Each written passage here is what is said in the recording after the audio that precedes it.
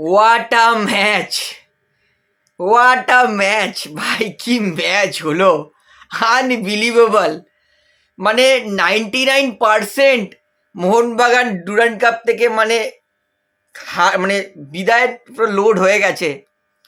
ভিশাল ক্যাতকে ওটা সেভ করতেই হতো। যদিও শটটা কি বলবো, ভিশাল ক্যাতের এই হাত সেই লাস্ট 2-3 বছর ধরে মোহনবাগানকে বাঁচিয়ে আসছে। মানে বারে বারে বিশাল প্রমাণ করছে যে তিনি বর্তমানে ভারতের বেস্ট গোলকিপার। পেনাল্টি শুট আউটে মোহনবাগান অলমোস্ট বেরিয়ে গেছিল, কিন্তু বিশাল ক্যাত রোনাল্ডোর এই সেলিব্রেটটা যদি করতে আমি খুব খুশি হতাম যে আমি আছি এখনো। আনবিলিভেবল বিশাল ক্যাত, আনবিলিভেবল। আর হোয়াট আ ম্যাচ ম্যান! মানে যে এই ম্যাচটা মিস করবে তাদের জন্য 2 মিনিটের নীরবতা পালন করতে হবে। এটা মিস করার ম্যাচ ছিল না। অবিশ্বাস্যকর পেনাল্টি শুট আউটটা হয়েছে, অবিশ্বাস্যকর। মোহনবাগান ফ্যান্সদের মনে হচ্ছিল, মন অলমোস্ট ভেঙে যাচ্ছিল। লাস্ট শটটা সেভ করতে হতো বিশাল ক্যাতকে, আর বিশাল ক্যাত সেটা সেভ করেছে, যদিও দেখে মনে হচ্ছিল পোস্টে লেগেছে। তো যাই হোক, বিশাল ক্যাত ঠিক দিকেই জাম্প করেছিল, এবং তারপরে সাডেন ডেতে বিশাল ক্যাত এত সুন্দর মাইন্ড গেম খেলেছে। বলছে এদিকে মারবে তো প্লেয়ারটা ওদিকেই মেরেছে, বিশাল ক্যাত সেভ করেছে। বিশাল ক্যাত তার এই দুটো হাত মোহনবাগানকে বারংবার বাঁচিয়ে এসেছে। উফ!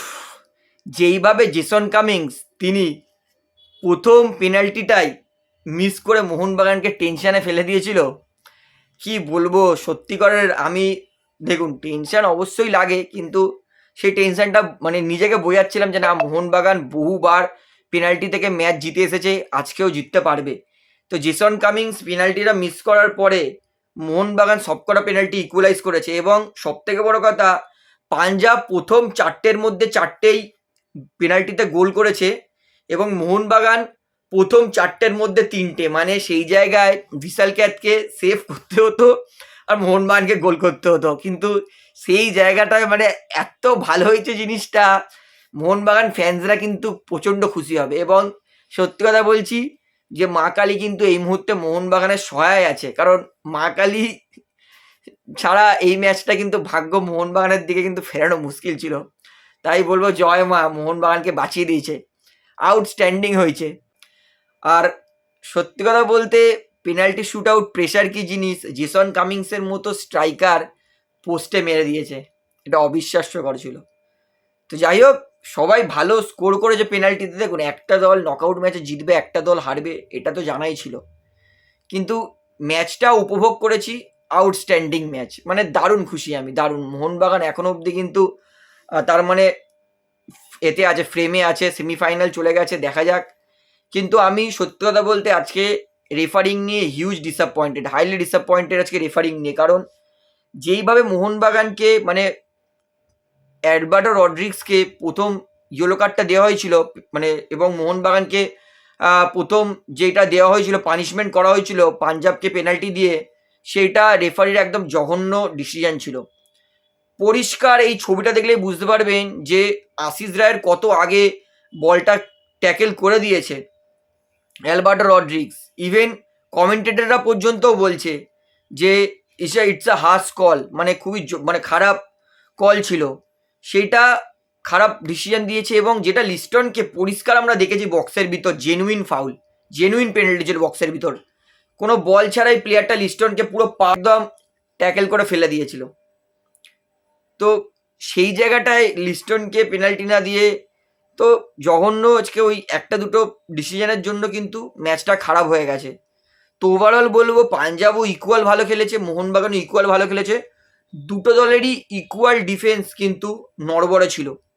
যেইখানে আমি প্রশংসা করব পাঞ্জাবের ওই প্লেয়ারটা ফিগো ভিদাল বলে, যে নতুন প্লেয়ারটা কি ছোঁয়া দেখিয়েছে, দারুণ খেলেছে আজকে প্লেয়ারটা, দারুণ, মন জয় করানোর মতো খেলেছে। এবং আমি যদি মোহনবাগানের ডিফেন্স বলি, মোহনবাগানের ডিফেন্স কিন্তু এখন প্রচণ্ড শেকি। মোহনবাগানের জন্য এটা বেটার হলো, কারণ মোহনবাগান যদি সেমিফাইনালে এখনও একটা কম্পিটিটিভ ম্যাচ খেলবে, যেটা এসিএল এর জন্য বেটার। এসিএল 2তে কিন্তু মোহনবাগানের এই ডিফেন্স চলবে না, কারণ আরও মজবুত ডিফেন্স করতে হবে, নিজেদেরকে শেপ মেনটেন করতে হবে। আজকে পরিষ্কার দেখে মনে হচ্ছিল যে অ্যালবার্টো রড্রিক্স তার কিন্তু চোট আছে, কারণ তিনি যেইভাবে পা টেনে টেনে দৌড়াচ্ছিলেন সেটা থেকে বোঝা যাচ্ছিল যে অ্যালবার্টো রড্রিক্সের ইনজুরি আছে হালকা। টমি অ্যালড্রেড তিনিও কিন্তু এখনো পুরোপুরি সুস্থ নয়, তাকে দেখে মনে হচ্ছিল। তো ওভারঅল মোহনবাগানের ডিফেন্স খুবই শেকি মনে হয়েছে আজকে, খুবই বাজে ডিফেন্স ভেঙেছে। তো এবারে ম্যাচে আসবো সরাসরি। ম্যাচে আজকে মোহনবাগান শুরু থেকেই কিন্তু ডমিনেটিং ফুটবল খেলছিল, কিন্তু যাই হোক রেফারির খারাপ সিদ্ধান্ত, একটা মানে রান আউট অফ প্লের কোনো ফাউল নয়, সেটাতে পেনাল্টি দিল এবং অ্যালবার্টো রড্রিক্সকে ইয়েলো কার্ড দিল। সেখান থেকে লুকা ম্যাচেন গোল করলো, কিন্তু আমি জানতাম মোহনবাগান কামব্যাক করবেই, এবং সেটা একটুখানি বলবো লাক ফ্যাক্টর, যেটা গ্রেগ স্টুয়ার্ট শট করেছে আর সোহেল বাটের পা লেগে বলটা একটু ডিফ্লেক্ট হয়ে গোল হয়েছে, যেখানে 1-1 হয়েছে।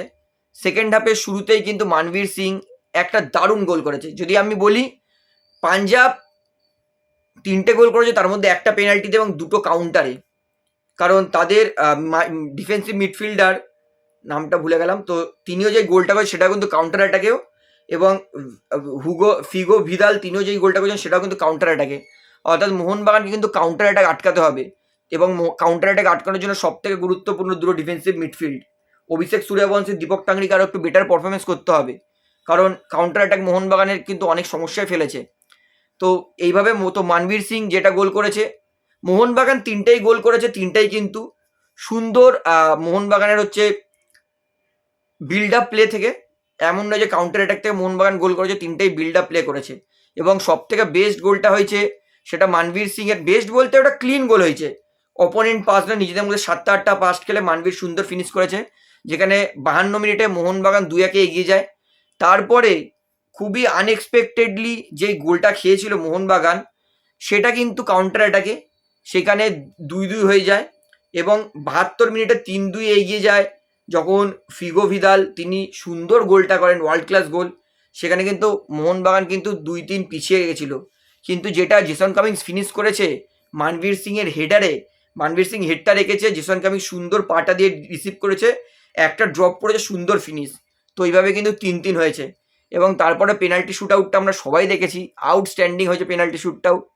এবং আমি বলবো আজকের ম্যাচের ম্যান অফ দ্য ম্যাচ অবশ্যই 3টে গোল খেলেও পেনাল্টিটা দারুণ সিদ্ধান্ত সেভ করেছে, তাই জন্য ভালো পেনাল্টির জন্য আরও একবার ম্যান অফ দ্য ম্যাচ কিন্তু বিশাল ক্যাতকে দেওয়া উচিত, কারণ বিশাল না থাকলে কিন্তু এই ম্যাচটা মোহনবাগান আমার মনে হয় না